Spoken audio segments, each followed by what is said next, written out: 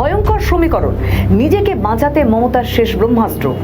সাম্প্রতিক সময়ে লাগাতার দলবদল এবং সাংগঠনিক ভাঙনের জেরে তীব্র সংকটের মুখে পড়েছে তৃণমূল কংগ্রেস।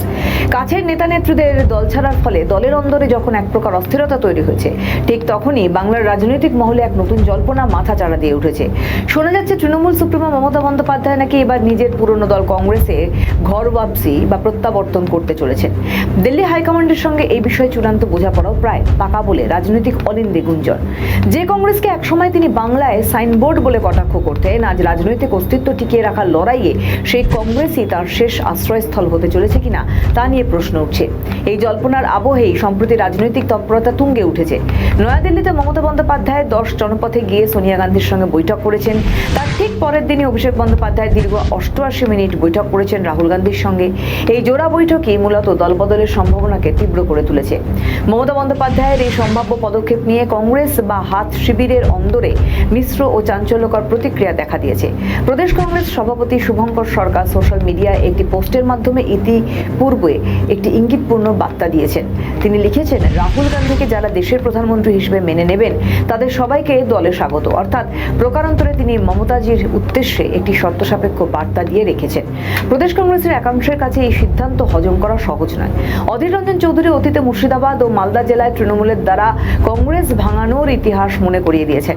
2013 সালে পঞ্চায়েত নির্বাচনে মালদা ও মুর্শিদাবাদ জেলা পরিষদ কংগ্রেসের দখলে থাকা সত্ত্বেও তৃণমূল রাতারাতি দল ভাঙিয়ে তা নিজেদের দখলে নেয়। জঙ্গিপুর, জিয়াগঞ্জ, বেলডাঙ্গা, ধুলিয়ান পুরসভাতেও কংগ্রেসের কাউন্সিলরদের দলবদল করিয়ে পুরসভা দখল করেছিল তৃণমূল। তবে বর্তমান পরিস্থিতি বিবেচনা করে অধীরবাবু সোনিয়া গান্ধীর ক্ষমাশীল ও সহনশীল নারীসুলভ মনোভাবের কথা উল্লেখ করেছেন। কংগ্রেসের গড় বলে পরিচিত মালদা স্থানীয় নেতারা জানিয়েছেন, বিষয়টি এখনো জল্পনা স্তরেই রয়েছে। হাইকমান্ড যদি চূড়ান্ত কোনো সিদ্ধান্ত নেয় তবে নিচুতলা কর্মী হিসেবে তারা তা মেনে নেবেন। তবে রাজ্য স্তরের নেতাদের সঙ্গে আলোচনা না করে দিল্লি কোনো একতরফা সিদ্ধান্ত নেবে না বলেই তাদের বিশ্বাস। দলেরই চরম দুর্দিন এবং শীর্ষ নেতৃত্বের দলবদলের জল্পনার মাঝেও তৃণমূলের সাধারণ নিঃস্বার্থ কর্মীদের মনে মিশ্র প্রতিক্রিয়া তৈরি হয়েছে। সিঙ্গুর আন্দোলন থেকে শুরু করে বিগত 15 বছর ধরে যারা বহু অত্যাচার, পুলিশি কেস ও রাজনৈতিক লড়াইয়ে সহ্য করে মমতা বন্দ্যোপাধ্যায়ের পাশে দাঁড়িয়েছেন, আজকের এই পরিস্থিতিতে তাদের মনে গভীর কষ্ট হয়েছে। তা সত্ত্বেও নিচুতলার কর্মীদের বড় অংশের বার্তা অত্যন্ত স্পষ্ট, যেদিকে দিদি আমরা সেদিকে।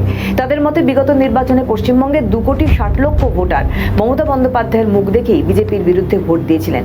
তাই নেত্রীর প্রতি বিশ্বাস রেখে পরিস্থিতি অনুযায়ী দিদির যে কোনো পথেই তারা আগামী দিনে এগিয়ে যাবেন। তাদের একটাই বক্তব্য, দিদির দেখানো পথেই তারা এগোবেন। রাজনৈতিক বিশেষজ্ঞদের মতে মমতা বন্দ্যোপাধ্যায় সহজে নিজের রাজনৈতিক জমি ছেড়ে দেওয়ার পাত্রী নন। দলের বর্তমান সংকটজনক পরিস্থিতিতে তিনি এক বিশেষ কৌশল অবলম্বন করেছেন বলে শোনা যাচ্ছে। যদি তিনি কোনো বড় সিদ্ধান্ত নেন তবে এমন আইনি ও রাজনৈতিক চাল চালবেন যাতে বিদ্রোহী বা মৃতপ্রত গোষ্ঠীর কোনোভাবেই মূল দলের নাম, প্রতীক, ঘাসফুল কিংবা দলীয় তহবিল দাবি করতে না পারে। পাশাপাশি দলের সাংসদদের যাতে দলত্যাগ বিরোধী আইনের কবলে পড়ে পদ না হারান সেই দিকটিও সুরক্ষিত রাখার চেষ্টা করছেন।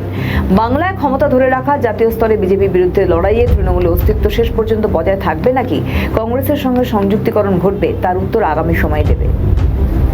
আমাদের ভিডিও ভালো লাগলে লাইক ও শেয়ার করুন, কমেন্ট সেকশনে আপনাদের মতামত জানান। আরও ভিডিও পেতে আমাদের চ্যানেলটিকে সাবস্ক্রাইব করুন এবং প্রতি মুহূর্তে খবরের আপডেট পেতে প্রেস করুন বেল আইকন।